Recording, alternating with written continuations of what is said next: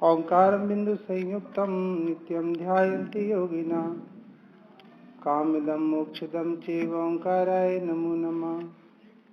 मंगलम भगवान वीरो मंगलम गौतमो गणी मंगलम कुंद कुंदाद्योजेन्द्रमोस्तु मंगलम सर्वमंगल मांगल्यम सर्वकल्याणकारिकम प्रधानम सर्वधर्माणां जिनं जयतु शासनम वंदितु सभ्य सिद्धे ध्रुवमचल मनोभवम गतिं पत्ते मोक्षामि समय पाहुर मृण्मो सुध केवली वनिदम् नमः समय साराय स्वानुभूत्या चकासते चित्स्वभावाय भावाय सर्वभावान्तरच्छिदे अनंत धर्मणस्तत्त्वं पश्यन्ति प्रत्यगात्मना अनेकान्तमयी मूर्ते नित्यमेव प्रकाशिताम्।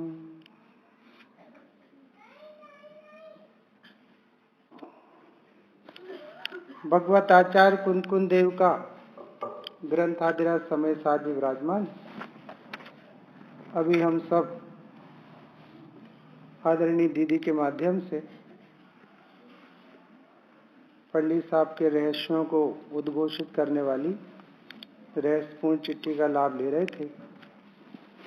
मैं पीछे बैठे बैठे सोच रहा था कि इतनी दहाड़ने के बाद में मैं क्या बोल पाऊंगा। दीदी तो दहाड़ती है ना, और दहाड़ना भी चाहिए इस मोह को दूर करने के लिए और दूर कराने के लिए। जो जीव दहाड़ लगाते हैं वे भी अभिनंदन के पात्र हैं, क्योंकि जहाँ पग पग पर विषय कसाय के पोषण करने वाले जीव विराजमान, वहाँ इस कसाय को दूर करने वाले जीव भी इस कलिकाल में दुर्लभ है। हमें उनका सचमुच अभिनंदन करना चाहिए। वैसे शाम की सभा आप सब थके हुए हैं, फिर भी समय सारी विराजमान था तो फिर मैंने उसको नहीं बदला। एक कलश है, आइए अपन देखते हैं। 22 नंबर कलश से आप सबको याद भी है, मैं यहाँ से पढ़ता हूँ, आप सब साथ में दोहराएं। त्यजत जगदिदानी मोमा जन्मलीनम रसयतु रसिकानां रोचनम ज्ञानिमुद एकत्वमपि नात्मात्मना साक्यमेका किल कलयति काले क्वापि तादात्म्यवृत्तिम्। पूर्वांग अधिकार है। 20, 21 और 22 नंबर की गाथा में अप्रतिबुद्ध को कैसे पहचाना जाता है। जब 19वीं गाथा में ये प्रश्न खड़ा किया, 17-18 में ये कहा कि सारे जीवों को अनुभूति स्वरूप भगवान आत्मा स्वयं अनुभव में आ रहा है, तो अमृत चंद्राचार्य ने ही प्रश्न खड़ा किया तो सारे जीव ज्ञानी हैं क्या? तो बोले नहीं नहीं, ऐसा नहीं है। तो फिर बात क्या है? ये जीव कब तक अज्ञानी रहेगा? कि जब तक ये जीव द्रव्य कर्म भाव कर्म नौ कर्म को मैं ये हूँ और ये मेरे हैं ऐसा मानता रहेगा, तब तक ये जीव अप्रतिबुद्ध और अज्ञानी रहेगा।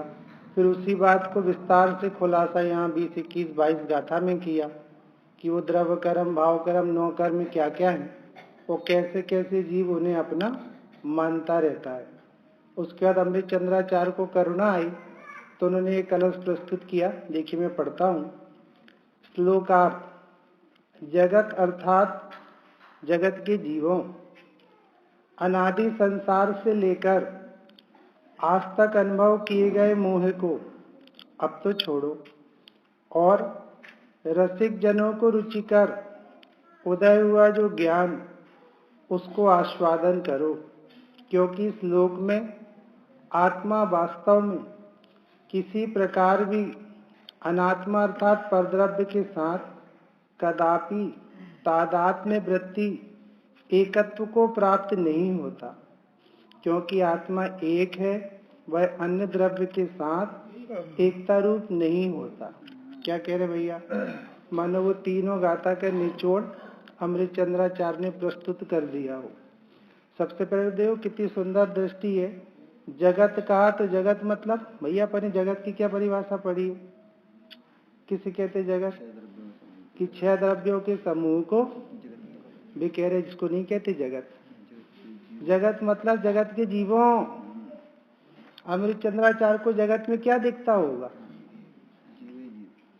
कितनी सुंदर बात है। जगत के जैनियों नहीं, आपको पता है आप जब तक जैनी बने रहोगे मोह छोड़ ही नहीं सकते। उन्हें जीव से मोह छोड़ने की प्रेरणा करी, जैनी से नहीं करी, क्योंकि मैं जैनी हूं, यही तो मोह है। और अभी तो जीव इस मोह पे भी नहीं आ पाया, वो तो इसके बाहर वाले मोह पे बैठा है।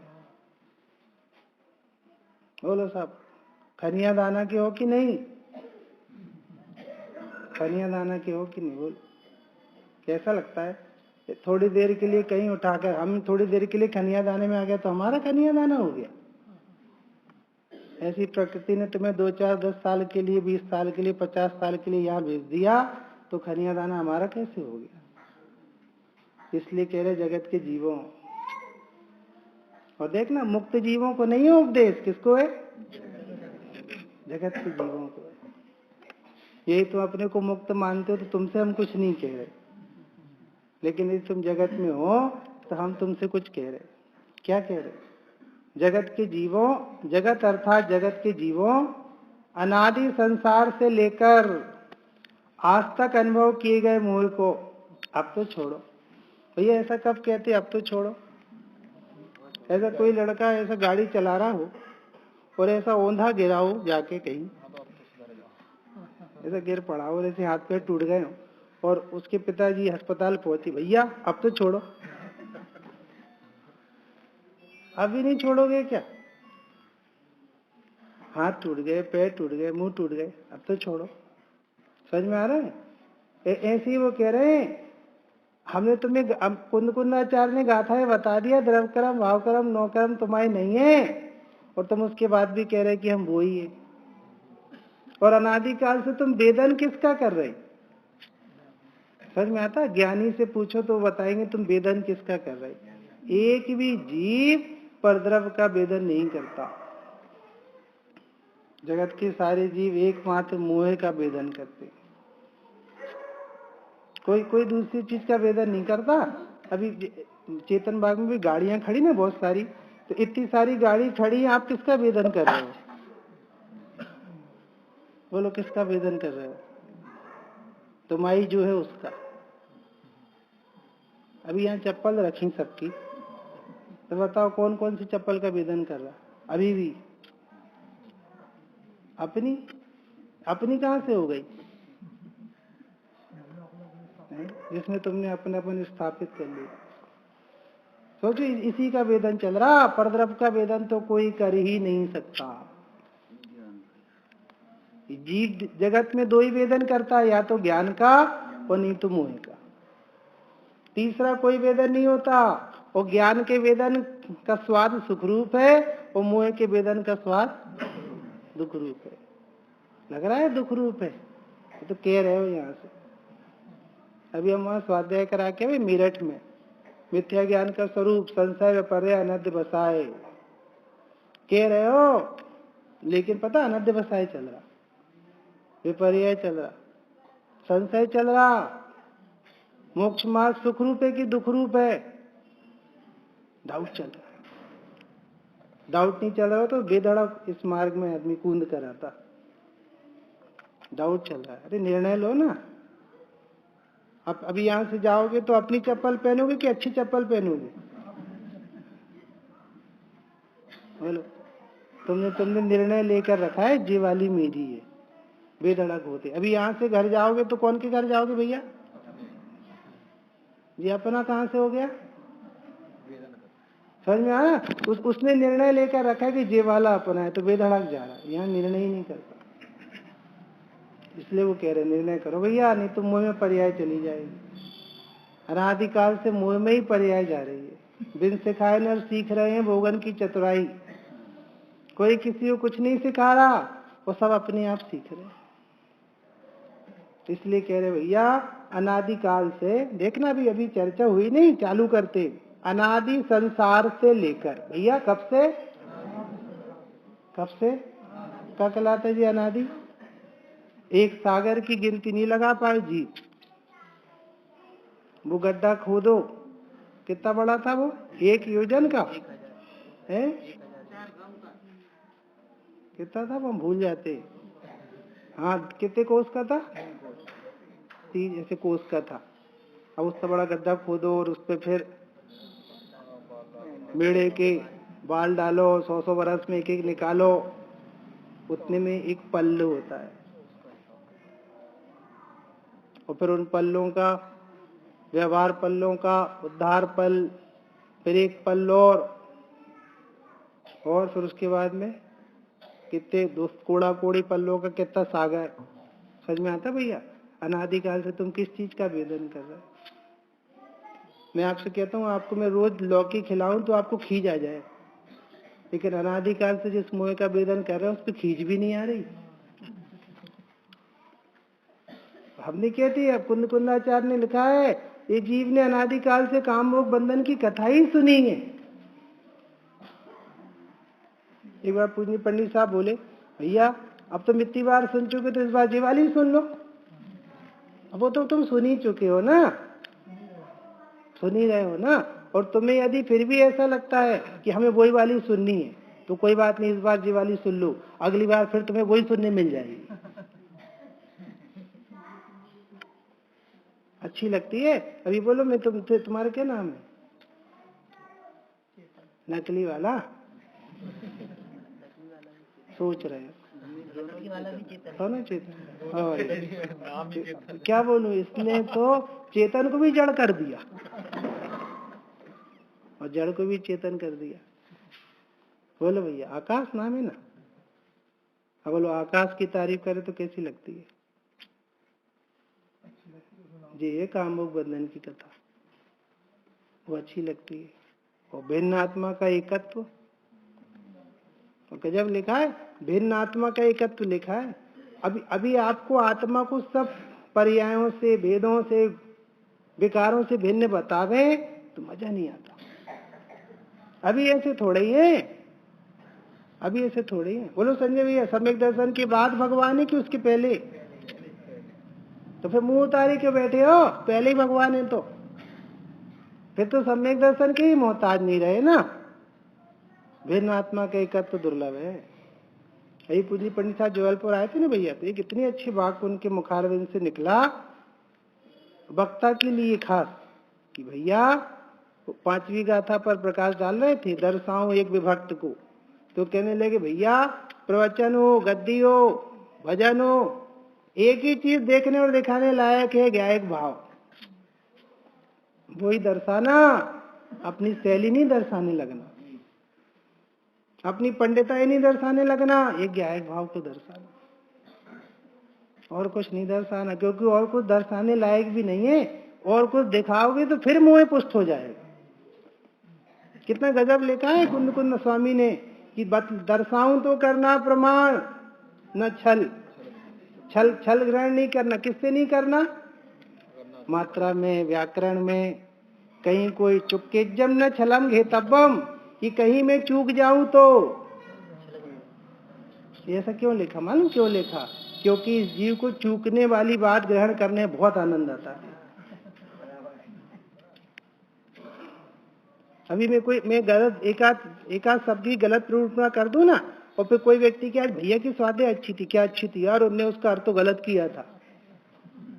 मैं आपसे एक बात कहूं, आपकी इसी वृत्ति ने अनंत गुणमयी भगवान आत्मा को आज तक देखने नहीं दिया। क्योंकि चूक एक ही समय की तो थी, और तुम हर बार एक समय की चूक को मुख्य कर देते थे, तो उसके पीछे बैठा हुआ भगवान आत्मा आज तक कभी दर्शन में नहीं आया। और देखना, अभी एक दूसरी चीज, अब तुमसे कह रहा अनादिकाल से भोगे हुए मोह को छोड़ो, तो तुमसे क्यों कह रहे हैं छोड़ने के लिए? क्यों कह रहे हैं भैया? जो व्यक्ति स्मोकिंग करे, सिगरेट पिए, तो सिगरेट को छोड़ने के लिए किससे कहे? उसी से कहेंगे ना, दूसरे से तो नहीं कहेंगे। फिर छोड़ने क्यों कह रहे हैं?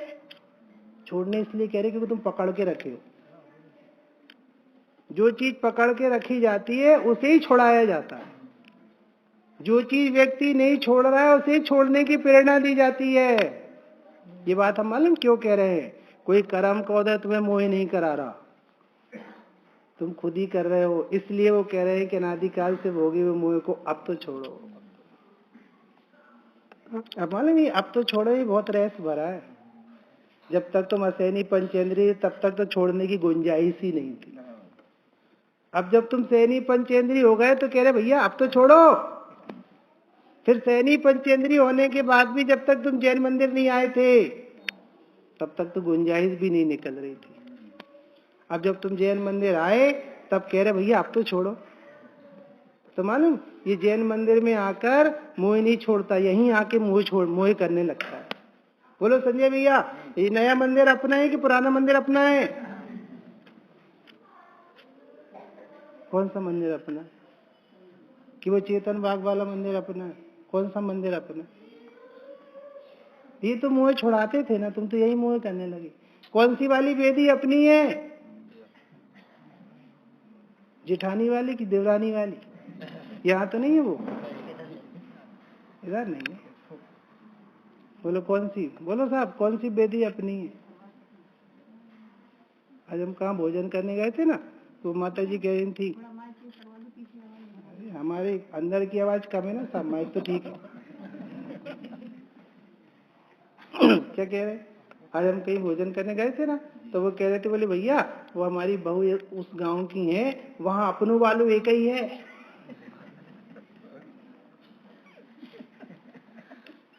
मैं आपको एक बहुत अच्छी हिंट करूं, आप यदि जीवों में भी अपना और पराये वाला देखने लगे हो तो मोह का ही सेवन कर रहे हो।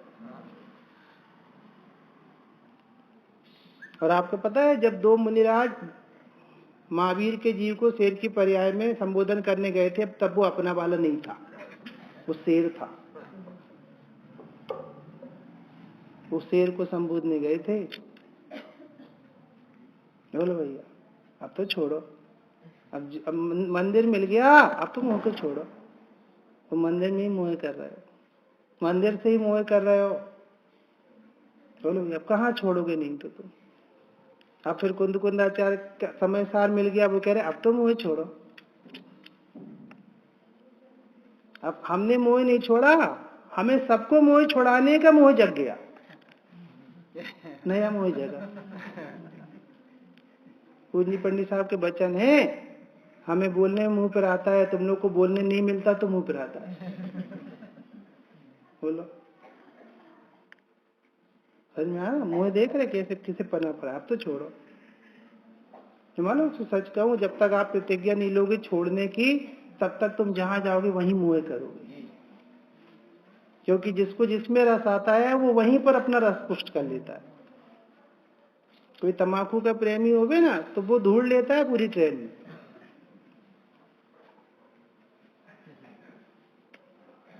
अब ज्ञानी में ज्ञानी लखेंगे, चिदानंद पाने करेंगे। अब विषयों में नाही रमेंगे, निजानंद पाने करेंगे। सच कहते भैया। अब आप निर्णय करो एक एक चीज का, मुंह से मत बोलो विषय बुरे हैं, मुंह से बोलो मत। तुम मुंह से उन्हें बुरा कहते हो, हृदय में उन्हीं की भावना भाते हो। भैया आप कैसे कह रहे हो? नहीं भाते होते तो सब रत्नत्रय आ जाता,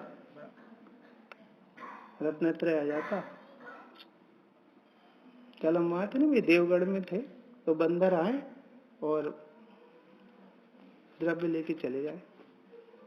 मैंने भैया से कहा तुम्हें पता है ये किन परिणामों से बंदर बन गया? इससे पहले ही भगवान मिले थे, लेकिन ये भगवान से भगवान बनने की विधि नहीं पूछ रहा था, पेट भरने की विधि पूछ रहा था। इसलिए आज भी भगवान तो मिले हैं, ये इनके द्वार में पेट ही भरने की सोच रहा है, उससे आगे की सोच ही नहीं पा रहा है।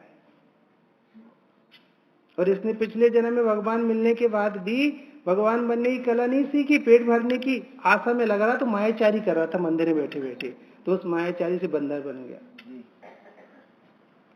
भाई हम भी तो मायाचारी नहीं कर रहे। और आपको पता है त्रिकाली द्रव्य को छोड़ के एक समय की पर्याय पे रीजना अनंतानुबंधी मायाचारी कहलाती है। अब मैं सूक्ष्म नहीं करना चाह रहा, रात का समय है, तुम भगवान के दर्शन करके भी भगवान आत्मा तक नहीं पहुंचे, तुम मोह ही पुष्ट कर रहे हो,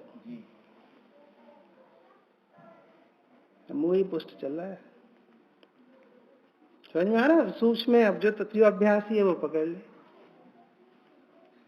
समझ में आता भैया? सबको पता चल जाए कि हमें भी ज्ञान है, सबको ये तो पता चल जाएगा कि तुम्हें ज्ञान है, पर ज्ञानियों को पता चल गया कि तुम्हें अभी तक अज्ञान है।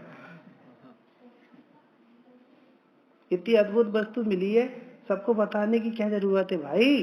तुम इसमें रम जाओ ना, सबको अपने आप पता चल जाएगा जब 500 धनुष ऊपर चले जाओगे तो। बोलो भैया, अब तो छोड़ो, अब तो समय सार मिल गया, अब तो मोह छोड़ो। मालूम है, समय सार मिलने के बाद भी धन की महिमा नहीं जा रही, कहाँ छूट रहा मोह? समय सार के बाद तो सब भूल जाना चाहिए।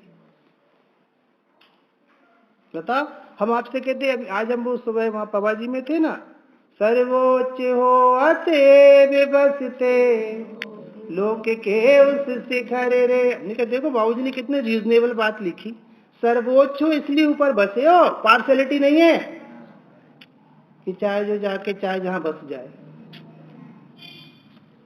पीएम को 300 सांसदों ने चुना है, अपने दल का नेता, तब वो वहां जाकर बैठा है। पोपा भाई ने मार्ग न थी कि चाहे जो जाके बैठ जाए। तो देख लो लंगड़ी सरकार गिर गई कि नहीं। सच कहता हूं, यदि तुम्हारा मार्ग लंगड़ा रहा तो पता नहीं किस दिन गिर जाओगे। ठोस चाहिए, ठोस। एक एक निर्णय ऐसे होने चाहिए। श्री गुरु कह रहे हैं शुद्धात्मा में सब कुछ है, तो हे मेरी परिणति, तुझे इसके अलावा किसी और की याद क्यों आती है? जब यही सब कुछ आधार है तो फिर किसी और की जरूरत क्या है? प्रभु आपने ज्ञायक बताया, भले पंडित जी ने आए हो, माल तो सब उन्हीं का है। सच कहते हैं आपकी भावना में कमी रही है। मालूम आपसे एक बात कहूं, पंडित साहब को मान, प्रदर्शन, दिखावा ये बिल्कुल पसंद नहीं। आपने थोड़ी सी गड़बड़ी कही ना दिखाने की, देखो वो रुष्ट हो। पंडित साहब चाहते हैं बहते हुए पानी जैसे बहते रहो। अपनी भावना में कमी है, उनकी कमी नहीं है। अभी जब सोना गिर गए थे ना भैया, इसके पहले गोष्ठी थी पिछले महीने, तब जबलपुर में भी आशंकाओं के बादल छा गए थे, पंडित साहब नहीं आ रहे। हमने कहा पंडित साहब हम लोग की क्या गलती है, यदि किसी ने कोई गड़बड़ी करी है तो आप पधारो। तो बोले तुम्हारी गलती नहीं है, पर उदय तो तुम्हारा है, तभी तुम्हें अंतराय का उदय है, अपने अंतराय का उदय है। सच कहता हूँ, आप उनके अदेख भाव को देखोगे तो तीव्र कसाय, और अपनी गलती खोजोगे तो मंद कसाय। अपनी गलती खोजो, हमारी कौन सी गलती रह गई? हमारे द्वार पे ज्ञानी आते आते छिटक कैसे चले गए? हमारी कौन सी कमी रह गई? अब अपनी भावना में कोई कमी नहीं रखेंगे। हमें कहीं ना कहीं रोष आया होगा अंदर से। मैं सच कहता हूँ, ये पंडित साहब का बहुत उपकार है भैया। यदि उनकी जीवन शैली ऐसी नहीं होती तो हमारे अहंकार के लेवल पता नहीं कहां से कहां पहुंचते। अच्छा है ज्ञानी बैठे। हमने एक वो पॉइंट डाला था उस पर, ज्ञानियों की नाराजगी भी कोई राज है। आपको सीखना पड़ेगा। बहुत लघुता चाहिए, बहुत लघुता, भारी लघुता चाहिए। कुंद स्वामी ने एक ग्रंथ के प्रति इतनी लघुता दिखाई थी कि हर मुद्रा पर उनका नाम आता है। कितनी लघुता चाहिए, बोलो भैया। तो मुनिराज तो द्वार पर आकर चले जाए तो उनकी गलती है कि तुम्हारी विधि सही नहीं है। भावना भाव। अब कभी कभी ऐसा लगता होगा कौन सी नई बात आकर वो बता देते है, ऐसा लगता कौन सी नई बात आकर बता देते। यही तो बातें हैं। अरे तुझे इन परिणामों से नहीं मिल रही बातें। बात नहीं है, उस जीव की पवित्रता, उस पवित्र जीव के मुखार बिंदु से निकली हुई बात कौन सा अटैक करती है? बात तो वही है। बोलो भैया, अब तो छोड़ो। अरे क्या बोले, कभी कभी माँ बच्चे से छुड़ाती है कोई सामान, अब तो छोड़ो, और बच्चा नहीं छोड़ता तो 2 लगा देती है। अब जी क्या करे बताओ? ये कैसे करें? समझ में आता है? अब वो माँ तो थोड़ी देर के लिए कोई चीज से बचाती होगी, पर श्री गुरु तो हमें अनंत काल के क्रंदन से बचाते। मैं आपसे क्या कहूँ, अभी मालूम है एक बच्चा से चक्कू लिया हो बच्चा और ऐसे उंगली पे ऐसे कर रहा हो, वो माँ उससे छीने, तमाचा लगा दे, छोड़ छोड़ चाकू छोड़, तो भैया वो क्या कर रही है? वो उंगली कटने से बचा रही है। अरे तो अमृत चंद्राचार्य की करुणा तो देखो भी, हमें अनंत बार कटने से बचा रहे। डेंसिटी देखो, करुणा की डेंसिटी देखो, वो एक उंगली से बचा रही है तो हमें अनंत बार कटने से बचा रहे। अब तो छोड़ो। और आपको पता है व्यक्ति अपने वाले से ही कहता है अब तो छोड़ो, चाहे जिससे चाहे जो कुछ नहीं कहता। अमृत चंद्राचार्य आपसे इसलिए कह रहे हैं क्योंकि आप उनके अपने वाले हो। बोलो भैया, क्या एक बार रसिक जनों के द्वारा रुचिकर, और कोई खराब चीज थोड़ी छोड़वा रहे हैं। जिसने तुम्हारा बेड़ा गर्क किया है अनादिकाल से, उसी तो छुड़वा रहे हैं। अब तो छोड़ो भैया, खूब लगाना भैया, अब तो छोड़ो। और तुम्हें समय सार पाकर मोह नहीं छूटा तो समझना समय सार पाया ही नहीं। और कुंद आचार्य की कोई गलती नहीं है, उनने पहली गाथा में ही वंदित्व शब्द सिद्ध किया, और उसके बाद में अमृत चंद्राचार्य ने टीका में क्या लिखा भाई? क्या लिखा टीका में? उसी गाथा की टीका में बोलो। अरे ये तो आगे लिखा, बोलो आकाश, क्या लिखा? अरे स्वमेव परम सिद्धत की स्थापना कर, इसे करे बिना मंगलाचरण होता ही नहीं है। तो कुंदाचार्य ने तो सिद्ध भगवान को नमस्कार किया था। अमृत चंद्राचार्य बोले कि ऐसा जगत में कोई जीव है ही नहीं जो सिद्ध ना हो, पहले स्थापना करो, बाद में बात करेंगे। यदि आपने स्थापना नहीं करी तो मोह नहीं छूटा। तुम्हारा नाम क्या था? अंकुर? क्या था? अंकित भैया शादी हो गई? कितने बच्चे? सिद्धों के बच्चे होते हैं। अब देखो, तुमने अपने को सिद्ध नहीं देखा तो शादी हो गई। कौन से भाई? रन्नौद में हुई कि आरोन में? बोलो कहाँ हुई? हो गई? धीरे धीरे पूछ लो कैसे गई फूट। अरे हम ये कहना चाह रहे, तुमने सिद्धत की स्थापना करी होती तो तुम्हें ये परिणाम ही नहीं आते। समस्त पाप का मूल है अपने को भगवान नहीं देखना। पंडित साहब ने वो ब्रह्मचर्य निर्देशिका लिखी ना, उसका पहला पॉइंट है, जो अपने को दुखी देखता है उसे दूसरे की याद आती है सुख के नाम पे, और यहीं से संसार चालू हो जाता है। जो अपने को अधूरा देखता है वही दूसरे से पूरा करना चाहता है, और दूसरे से पूरे करने के नाम पर वो जीवन भर भिखारी बन जाता है। बोलो भैया, अब तो छोड़ो। अब और आकाश इधर आगे चले, कलश में ही कहीं और आगे चले। अब देखना कि वो बच्चे ने हाथ से कोई चीज पकड़ी तो माँ कहाँ से छुड़ाएगी? हाथ से। तो तुमने मोह कहाँ पकड़ के रखा जो अमृत चंद्राचार्य छुड़ाना चाहते? कहाँ पकड़ के रखा है? मैं एक बात बोलूं, अभी इसके संबंध में मूर्ता चलती रहती है। मोह तो छोड़ो, मोह तो छोड़ो, मोह तो छोड़ो, भ्रम तो छोड़ो, भ्रम तो छोड़ो। रही भैया, भ्रम छोड़ने के लिए अमृत चंद्र वो आचार्य कल पंडित टोडामल जी साहब ने क्या उपाय लिखा है? भ्रम जनित दुख दूर करने का उपाय क्या है? भ्रम को छोड़ना। भ्रम कैसे छोड़ा जाता है? ध्यानता आई से पूछ लो, पूजा में लिखा है, ज्ञानाभ्यास करे मन माही, ताके मोह महातम नाही। अब बोलो, मोह दूर करना है तो क्या करे? नहीं, ऐसा करो, उपवास करो, करो ना, हरि छोड़ दो। हरि को छोड़ दोगे तो किसके आश्रय से रहोगे? बोलो, कर लो, चलो। समझ में आ रहा कैसा कैसा मोह है प्रभु? दीक्षा ले लो, ये तो खुद ही मोह है। हमने इसलिए प्रश्न पूछा कि वो मोह कहाँ पकड़ा है, कहाँ छूटेगा। कि अज्ञानता मोह की जड़ है, तो सम्यक ज्ञान से मोह दूर होगा। यदि तुम्हें ये थीम नहीं पता है तो तुम जो कुछ भी करोगे वो एक नया प्रकार का मोह है। अब क्या करें, बोलो, क्या छोड़े, क्या पकड़े? इसलिए आपको पता है गुरुदेव श्री पूरे जीवन भर मेहनत करके गए इस बात पर, समझाणु का ही इस जीव को समझ में नहीं आ रहा। और जब तक, पंडित साहब कहते हैं, जब तक समझ में नहीं आया तब तक जो करोगे सब गलत होगा। इसलिए सबसे पहले समझो। गाड़ी चलाने के पहले गाड़ी चलाना नहीं समझोगे तो क्या होगा?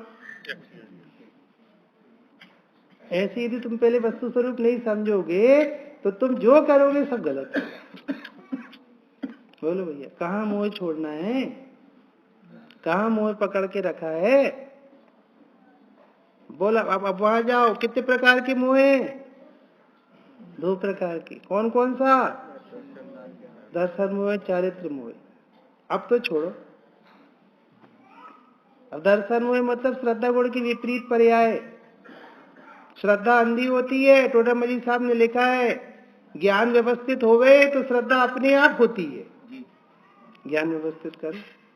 ज्ञान व्यवस्थित करने का अर्थ जो वस्तु जैसी है उसे वैसा जानो। इसलिए कह रहे भाई, अनादिकाल से भोगे हुए मोह को अब तो छोड़ो। अनादि संसार से लेकर, देखना कितना गजब है, आज तक। अमृत चंद्राचार्य का कॉन्फिडेंस तो देखो। मैं कह रहे आज भी तुम क्या भोग रहे हो? आज तक भोगे हुए मोह को। भैया मोह भोग रहे, अपन अपने घर में रहते हैं कि मोह भोगते हैं? भैया प्रवचन सुन रहे हो कि मोह भोग रहे हो? मन के प्रतिकूल सुनावे ना तो पसंद नहीं आए, मन के अनुकूल सुनाए तो पसंद आए। अनुकूल कहे प्रतिकूल कहे, यह झूठी मन की प्रति है। मालूम, जो मन के अनुकूल जीवन जीना चाह रहा है वे तो 9 कर्म की गुलामी कर रहा है। क्योंकि मन कौन है? और भाव मन कौन है? भाव कर्म, चुप संज्ञान कह लो, उसी गुलामी कर रहा है। इसलिए भैया जगत के जीवों, अनादि संसार से लेकर, एक गजब का बात देखना भैया, एक एक व्यक्ति की दवाई अलग अलग है कि सबकी एक ही है? अलग अलग। अमृत चंद्रा साहब जगत के जीवों को आह्वान कर रहे, खनिया दाना बस के नहीं। जगत के जितने भी जीव हैं, सुखी होना हो तो क्या करो? दूसरा कोई उपाय नहीं। और मानो ये, इसलिए टोडामल साहब ने लिखा है पुरुषार्थ से मोक्ष की प्राप्ति। ये पूरा प्रोग्राम उदयाधीन नहीं है। आज ही छोड़ो। समझ में आ रहा भैया? अभी डाल कर बैठे, काल लब्धि आएगी, होनार आएगी, दर्शन मुनि जाने का काल आएगा। ऐसे जीव का दर्शन मुनि जाने का काल कभी नहीं आएगा। क्यों? क्योंकि ऐसे वचन दर्शन मुनि को उदय में ही निकलते। बोलो, ऐसा वो दुर्योधन के पास, श्री कृष्ण के पास दुर्योधन गया था ना, या कोई गया तो बोले बताओ क्या होगा? बोले आज मैं रहूंगा, नहीं तो युधिष्ठिर रहेगा। बोलो, और अर्जुन के पास गए तो आज मैं रहूंगा और दुर्योधन नहीं रहेगा। अब बताओ दोनों के स्वर में क्या अंतर था? एक रहेगा। वो कह रहे या तो वो रहेगा नहीं तो मैं रहूंगा। समझ में आया? ऐसे जिसका मोह जाता है ना, वो कहता है अब इसके अंतिम दिन आ गए। प्रभु मेरे मंडप में आओ, है आज मुक्ति का उद्घाटन। बाबूजी कमाल करके गए। बोलो भैया हमारे मंडप में आओ। आज हमारा कॉन्फिडेंस है अब नहीं बचेगा। मेरी कृपा से ही पल रहा था। मैंने अपनी कदर नहीं करी तो इसकी कदर हो रही थी। मैंने अपनी कदर करनी चालू करी, इसकी कदर खत्म हो गई। देखो थोड़ा सा पढ़ते हैं। अनादि संसार से लेकर आज तक अनुभव किए गए मोह को अब तो छोड़ो। लेकिन देखना इतना ही नहीं कि अब तो छोड़ो, और अब कोई भी चीज छोड़ाओ, अपने बच्चे से कोई भी चीज छोड़ाओगे तो कुछ दोगे कि नहीं? कुछ दोगे कि नहीं? मैं इसमें एक बहुत अच्छी बात कहूं, हम सबके पास पॉजिटिव पॉइंट उतना तगड़ा नहीं ना, इसलिए नेगेटिविटी नहीं छोड़ पा रहे। हमें मोह छोड़ने के बाद कोई दुनिया दिखती ही नहीं, इसलिए हम मोह नहीं छोड़ पा रहे। हम कहाँ जाएंगे? कौन के पास रहेंगे? कौन के आश्रय से रहेंगे? अरे जिसके आश्रय से आदिनाथ एक कोड़ा कोड़ी सागर से रह रहे हैं, उसके आश्रय से हम भी रहेंगे, और किसके आश्रय से रहेंगे? ऐसा तो नहीं ट्रांसफरेबल है। सोचो कैसी कैसी अद्भुत कलाकारमयी वस्तु होगी वो, जिसके आश्रय से अनंत काल निर्विघ्न रहा जा सकता है। बोलो तीर्थंकर, लग रहा है कैसा है भगवान आत्मा? भूल से हीन मैंने तमना, आज देखा स्वयं का निधाना। आहा गई भव अगुरु लगू ही पाया, द्रव्यपन जो कत्यों ही लखाया। अब जरूरत सभी की विसारी, आज अद्भुत छवि निज निहारी। समझ में आए? भगवान के दर्शन करे तो जी, आज अद्भुत छवि निज निहारी। भाव दूरे भगे सब विकारी। आपके यहाँ मूल नायक कौन से है? तुम मूल नायक। अभी तो गाया ना तुमने, आज अद्भुत छवि निज निहारी। मूल नायक भी है कि तुम हो? छवि मूल होती है कि जिसकी छवि है वो मूल होता है? अब बताओ, समझ में आए? तुम दर्शन ही नहीं कर पा रहे। हम अभी भी 2 दिन से यात्रा पे ना, तो आईना देखते हैं ना भैया, तो हमने आज तक कंपनी नहीं देखी, अपना मुंह देखा। बोलो, तुमने देखा सुबह पापा जी में जो आईना तुम्हारे कमरे में टंगा था, कंपनी देखी थी उसकी? क्या देखा था? मुंह। और देवगढ़ में मुंह, क्या भैया कंपनी देखी कि मुंह देखा? यहाँ कंपनी ही देख रहे हो, नेमिनाथ, पारसनाथ और नाथों का नाथ। ये भी मोह है, ये भी मोह है। और तुम्हें लग रहा हो, अब नाराज मत होना भाई, थोड़े मूड में है अभी हम। अब रही भैया पता, अब बता ना आकाश, तुम ही बताओ, शास्त्री हो ना तुम। अजित नाथ का कौन सा चिन्ह है?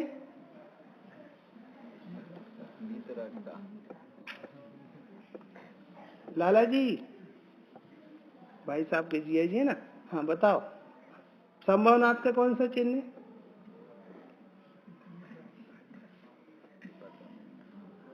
ये कह रहे नहीं बोलने में ही भलाई है।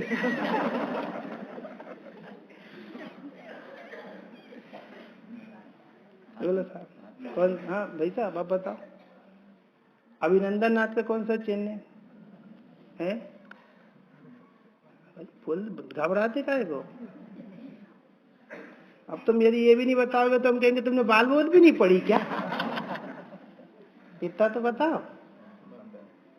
बंदर का चिन्ह ना, सुनो, ये बाल बोध के लेवल की बात थी। अभी तक तुम बंदर और घोड़ा दौड़ते रहोगे तो जैन दर्शन में प्रवेश भी नहीं पा पाओगे। ये तो उन बच्चों को बताना था 2 भगवान के बीच में डिफरेंस। यहाँ तो तुम्हें ये बताना है कि 2 भगवान के बीच में कोई डिफरेंस नहीं। वहां डिफरेंस बताना तो यहाँ डिफरेंस मिटाना है। तो अभी तक डिफरेंस कर रहे हो। बोलो भैया कैसा सुंदर मार्ग है। कौन होगा जो अपने बाजू में अपने शिष्य को बैठा ले? अरे हमने सुबह वहां कहा था भैया, हमारे भगवान कह रहे कि हमारी तरफ मत देखो, इसका नाम मोह है। अपनी तरफ देखो। ये तुम्हें अपनी तरफ नहीं, अपनी तरफ दिखाने के लिए विराजमान है। तुम किसको देख रहे हो? सच कहते हैं, एक भी भगवान की प्रतिमा का विराजमान करने का दूसरा उद्देश्य है ही नहीं। बाबू जी करो ना निज दर्शन। जितनी बार जाते वेदी पे मैं ही हूँ। बोलो, मैं सच कहता हूँ। आपने मालूम आपको नेगेटिव बात इसलिए दूर नहीं हो रही क्योंकि पॉजिटिव का वजन ही नहीं है। उससे अच्छी चीज बच्चे के हाथ में तो गंदी चीज यूं छोड़ देता है। अरे बच्चे तो कितने अच्छे होते हैं, राजा बेटा बोलो तो नहा लेता है। और तुम्हें 3 लोग के नाथ भगवान कह रहे हो, तुम फिर भी तत्व ज्ञान से नहीं नहा रहे हो। नहा लेता है। ऐसे बच्चों को दो, बेटा नहीं वो दो, अपनी नहीं है, अंकल का बच्चा है ना उसकी ये दो तो वो ऐसा देखता रहता, फिर अपनी ला के देती है माँ। लौकी दिखाओ तो बच्चा नहीं खाता, और रसगुल्ला दिखाओ तो झट खा लेता है। समझ में आता? इससे एक बात और पता चलती है, तुम्हारे मुंह के आइटम इतने वजनदार हैं कि आत्मा उसके आगे दबी जा रही है। तो मुंह से कह रहे हो भगवान भगवान, लेकिन नोट में वो ताकत दिख रही है कि उसकी आगे आत्मा टिक ही नहीं पा रही है।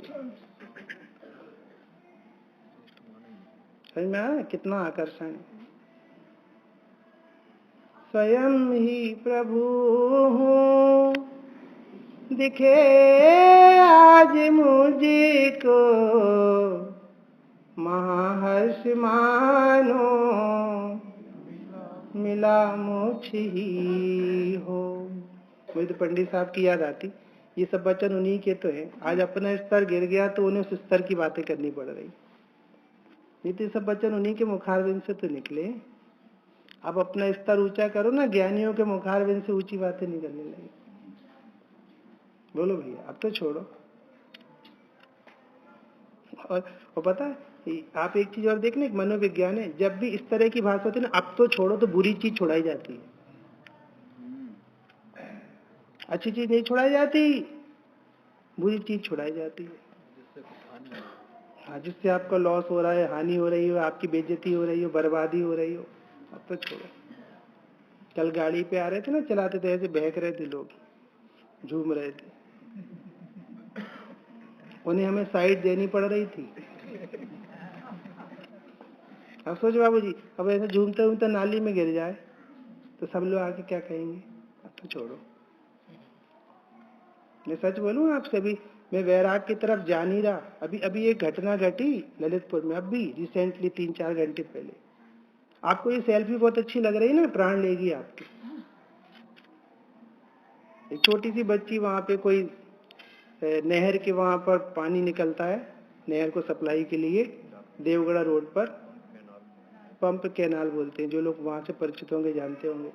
अपने जैन परिवार, मुख्य परिवार की फैमिली गई है, और उसकी छोटी बच्ची है, मुझे पता नहीं किस उम्र की, वो सेल्फी ले रही थी, 8-9 साल की सेल्फी ले रही थी। उसका पैर यूं फिसला, वो उस पर गई, उसके पिता उसको बचाने गए, तो बच्ची तो आगे गई, तो किसी गांव देहात के व्यक्ति ने उसका सिर पकड़ के उसे खींच लिया ऊपर, और पिताजी वही स्पॉट पर खत्म हो गए। 35-36 साल का नौजवान।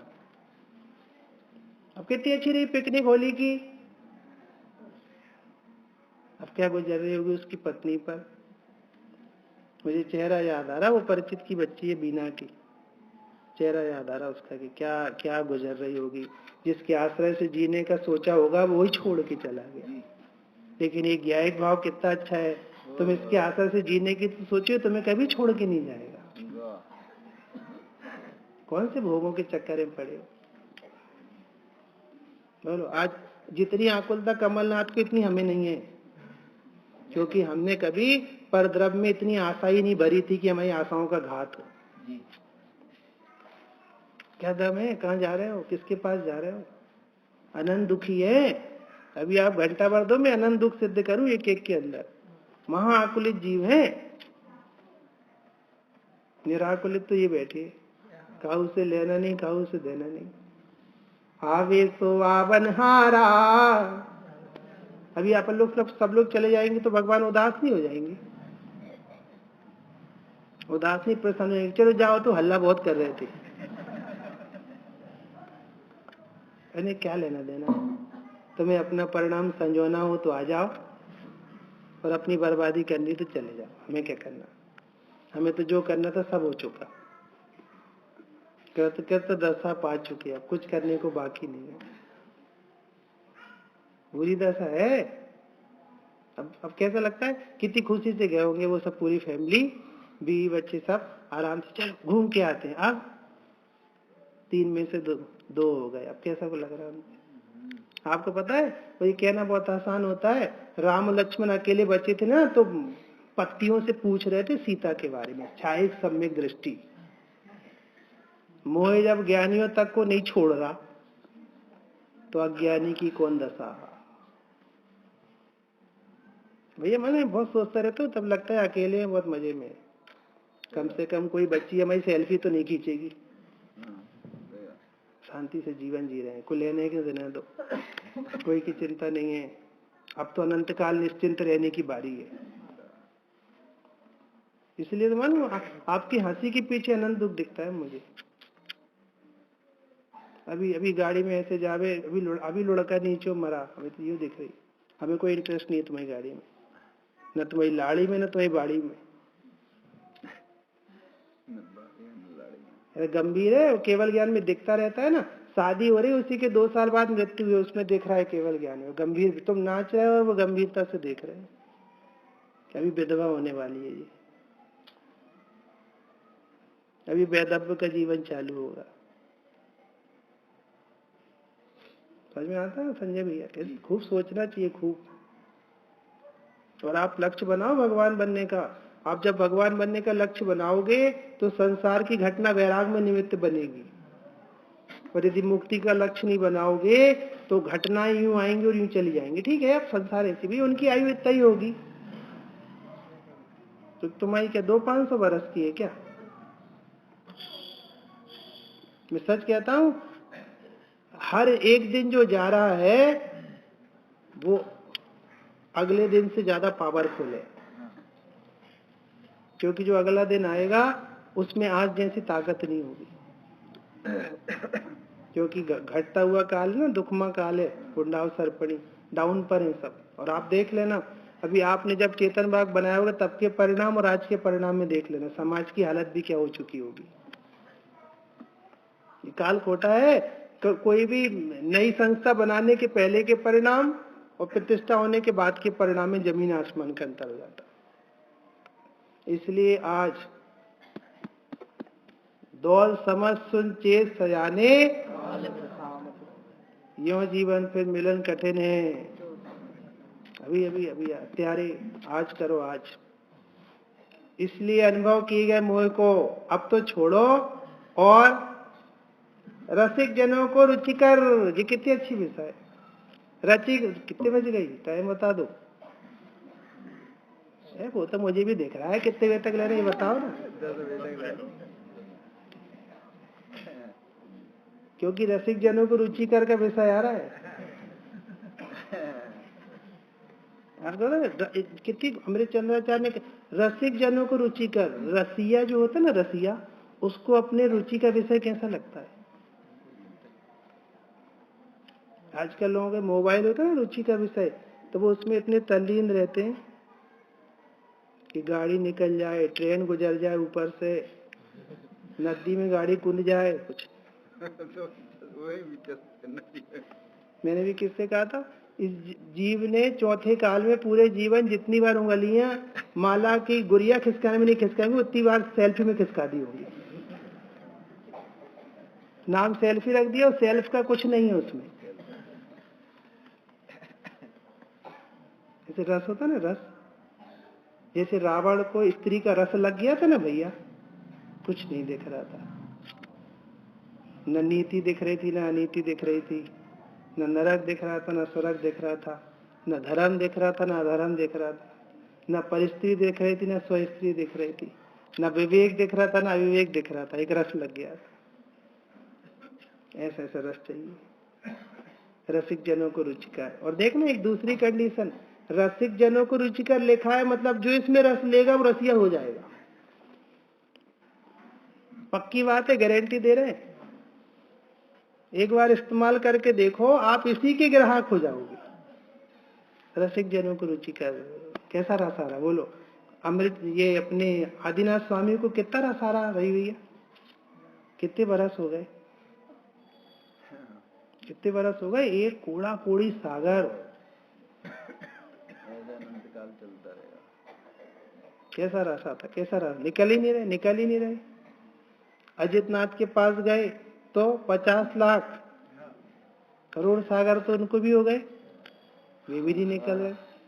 संबंधनाथ के पास गए, वे भी नहीं निकल रहे। बताओ कैसी रस्सियों की दुनिया तो देखो कैसी है।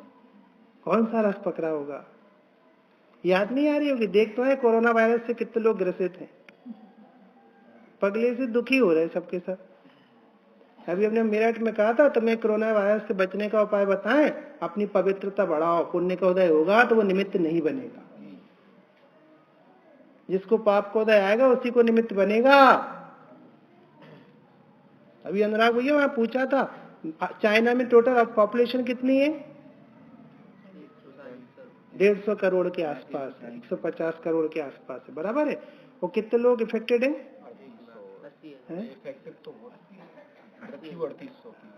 4000 खत्म हुए, बराबर है। और इफेक्टेड चलो 2-5 लाख होंगे, 150 करोड़ तो नहीं है। हाँ भैया, 150 करोड़ दुखी ने तो सबको क्यों नहीं हो रहा कोरोना वायरस?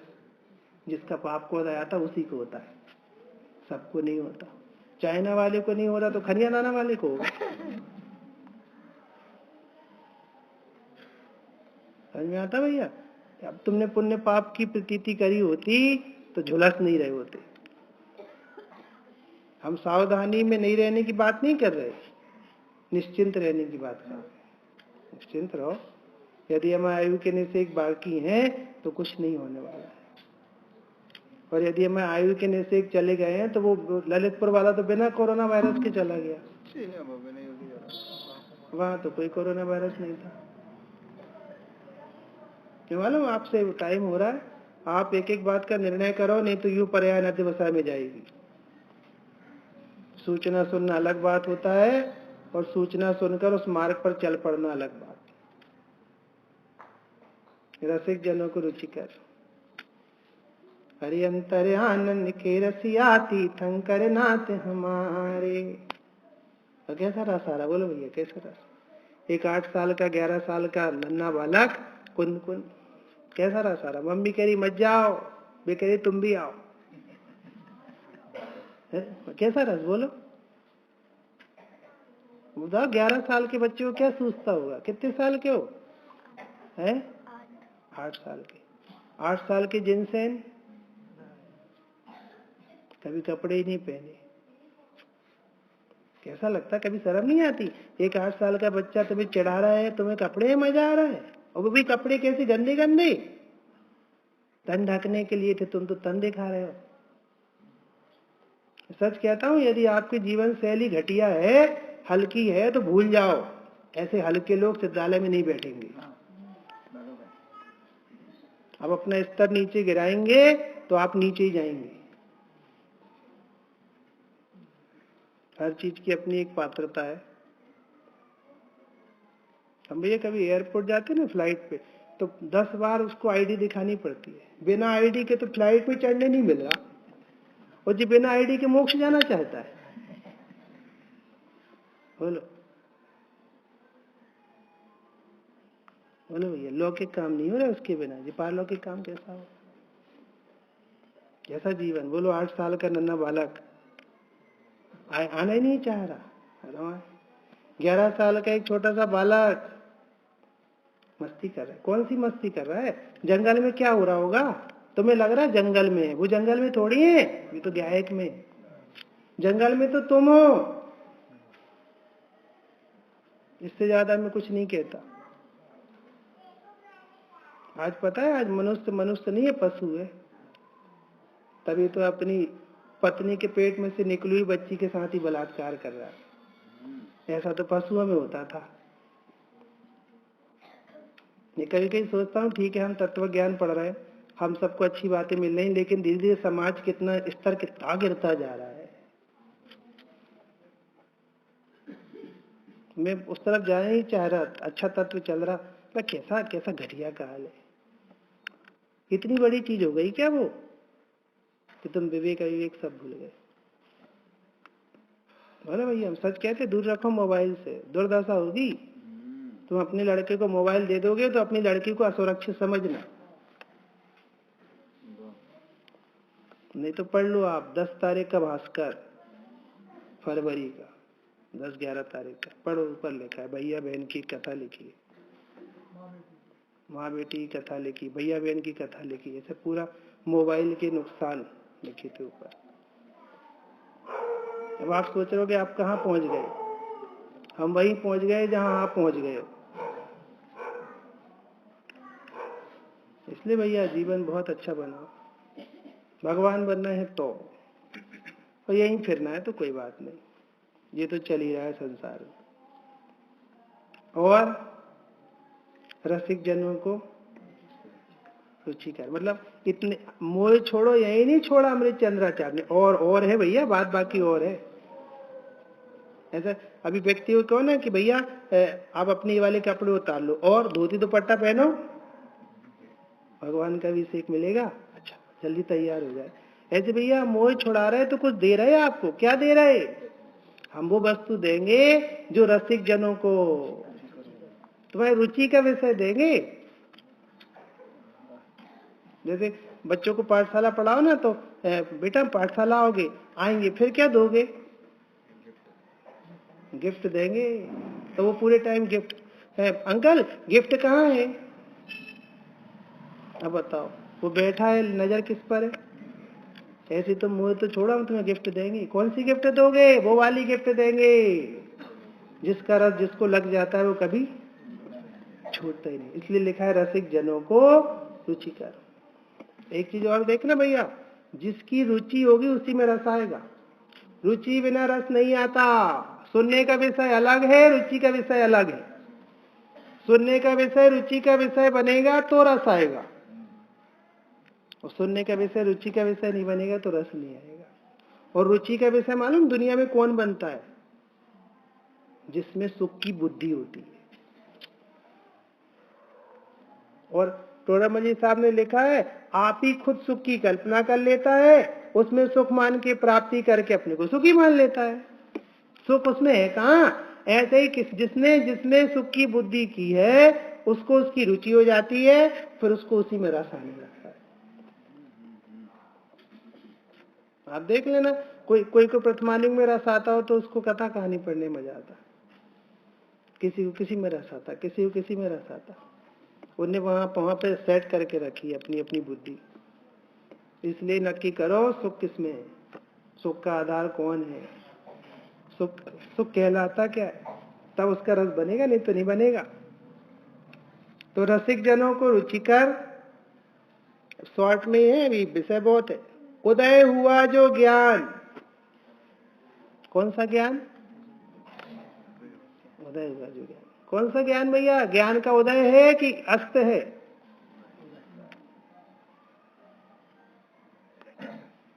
संजय भैया, आपके खनियादाने में सूरज कितने बजे उगता है?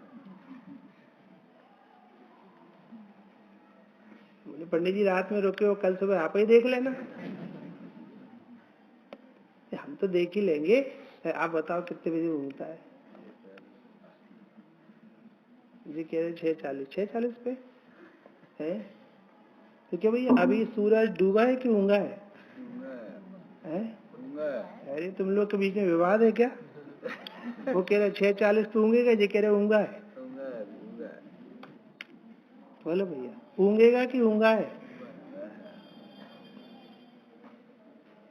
ज्ञान सूर्य का उदय जहाँ मंगल प्रभात कहलाता है। जी कह रहे ज्ञान का उदय हुआ, ज्ञान उदय हुआ, ज्ञान उदय करना नहीं है। अपने बड़े पंडित साहब कहते हैं, आजकल कम कहते हैं, पहले ज्यादा कहते थे, क्या कि भैया मैं भगवान हूं, इसका नाम सम्यक दर्शन है। लेकिन जीव सम्यक दर्शन की बात सोचता है मैं भगवान हूं, इसकी पता चलेगी। जीव महान है, इस प्रतीति का नाम सम्यक दर्शन है, और जीव सम्यक दर्शन से महान होना चाहता है। उदय हुआ ज्ञान, बोलो उदय ज्ञान का उदय करना है कि उदय है? यही पता है, जिनवाणी से कहते हो उदय है। ये तुम्हें उदय लगता तो फिर ये प्रश्न ही खड़ा नहीं होता कि आत्मा नहीं मिली। क्योंकि लक्षण और लक्ष्य दो अलग अलग होते ही नहीं है। और हम तो कहते हैं आकाश तुम्हें सूरज उग गया ये कैसे पता चलता है? आज तक पता है ढंग से किसी ने सूर्य की तरफ यूं देखा भी नहीं है, लेकिन कैसे पता चल जाता है कि सूर्योदय हो गया है? सरल जी, कैसे पता चल जाता है कि सूर्य उग गया है? अरे खुद की आँख खुलती तो पता लगे। अरे भी तो वहीं से बता दे ना, आँख तो कल खुलेगी। उजाला उजाला बोलो सरल जी, कैसे पता चल जाता है सूरज उग गया? आपको मालूम है ये चतुराई की बातें अपन यहाँ करते लक्षण से लक्ष्य, वहां पे सूरज और रोशनी कुछ अलग दिखता ही नहीं। एक ही दिखता, सूरज उग गया बस। ऐसे ज्ञान और ज्ञान दो, ये तुम्हारी पंडिताई के कारण प्रॉब्लम आ रही है। नहीं तो ज्ञान दिखा रसिक जनों को रुचिकर, उदय हुआ ज्ञान, उदय हुआ ज्ञान, उसका आस्वादन करो। और मालूम और आदिनाथ कर क्या रहे? ज्ञान का ही तो वेदन कर रहे। फर्क कितना है कि उनके ज्ञान में वेदन के साथ पूरा विश्व झलक रहा है, आपके ज्ञान में वेदन के साथ विश्व नहीं झलक रहा है। इतना ही तो अंतर है। वेदन दोनों ज्ञान का ही कर रहे हैं। अभी मैं ज्यादा डीप में जाना नहीं चाहता, रात हो गई, 10 बज गए। नहीं तो मालूम है ये जीव 24 घंटे वेदन कर रहा है ज्ञान का और मान रहा है ज्ञेय का। इसी का नाम तो है मोह का वेदन, क्योंकि दूसरी चीज के वेदन की तो व्यवस्था ही नहीं है। समझ में आ रहा अंकित भैया? मोह का वेदन का अर्थ होता है गलत, तो कर रहा है ज्ञान का वेदन और मान रहा है ज्ञेय का वेदन, इसी का नाम है मोह का वेदन। परद्रव्य का वेदन तो कोई कर ही नहीं रहा। पर का वेदन करने की तो किसी माई का लाल की ताकत ही नहीं है। तभी एक हमने वहां भैया वो सप्त भाई होते ना मेरठ में, वो कलश लिए थे अमृतचंद्र स्वामी के निर्जराधिकार 157, 58, 56 वाले। एक मरण भाई आया, ठीक है ना, मरण तो कहते ना मृत मृत मृत कौन होता है? मुर्दा कहलाता। मुर्दा जड़ होता है कि चेतन? जड़, बराबर है ना। मुर्दा जड़ होता है कि चेतन होता है? तो आत्मा को मरने के लिए जड़ होना पड़ेगा। समझ में आया? हेतु समझ में आया कि मुर्दा कहते हैं जड़ को। तो मरा हुआ है कि जिंदा हुआ है? कि जो जड़ जैसा हुआ वो मरा हुआ है। तो आत्मा यदि मरे तो उसको जड़ बनना पड़े। अब वो कभी जड़ बनता ही नहीं है, इसलिए मरण होता ही नहीं, इसलिए मरण भाई समाप्त। अब तो जिंदों जैसे जियो भाई। कितना सुंदर मार्ग है, कोई टेंशन नहीं है। बोलो अब बताओ, तो भाई को पूड़ी मिले और तुम्हें रोटी मिले तो बुरा लगे कि नहीं? वैसे आजकल काल खराब है, कोई पूड़ी परसता है तो गुस्सा आती है। आपके यहाँ रोटी नहीं बनती क्या? अरे साहब आप रोज रोज थोड़ी आते हो, तो तुम्हारे घर नहीं आते पर दूसरे घर तो रोज रोज जाते हैं कि नहीं?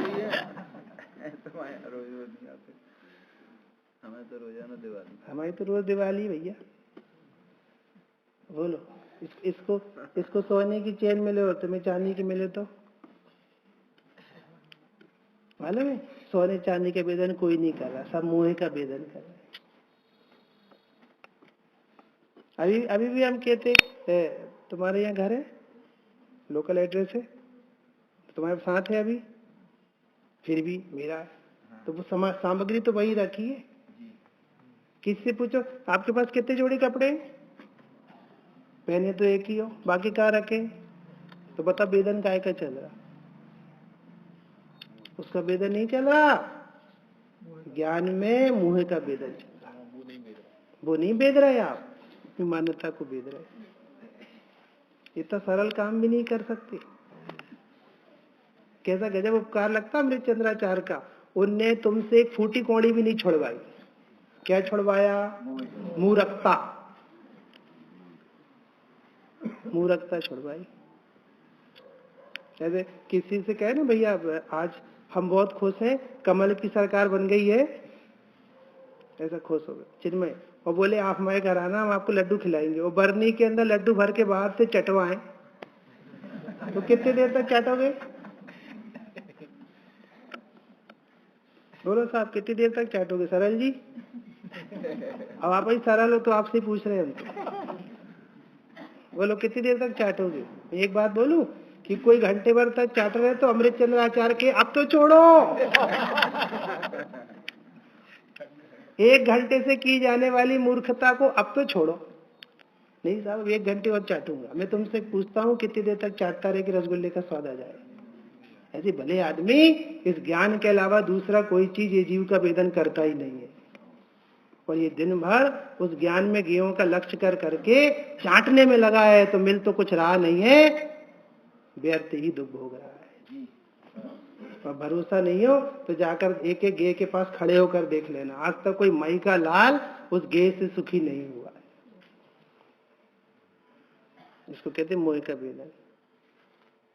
ज्ञान में मोह की धूल चढ़ी है, धूल चढ़ी है भैया धूल चढ़ी है, इससे मोह को छुड़ा दो प्रभु जी, अपना ही रंग मोहे रंग दो प्रभु जी। होली है ना भैया, जी वाले रंग में रंगो, आत्म का रंग मोहे रंग दो प्रभु जी। कैसे मस्त होना चाहिए, समझ में आया? ज्ञानियों के पास कुछ नहीं है, पर जो समझ है उसी का नाम दौलत है, और अज्ञानी के पास सब कुछ है लेकिन समझ नहीं है, इसी का नाम दरिद्रता है। इसलिए सच्ची समझ ही समृद्धता है और विपरीत समझ ही दरिद्रता है। बाकी सब तो उदय का खेल है, उसमें कुछ दम भी नहीं है। ठीक है, आपका समय हो गया, बाकी आप विचारना और नमस्ते।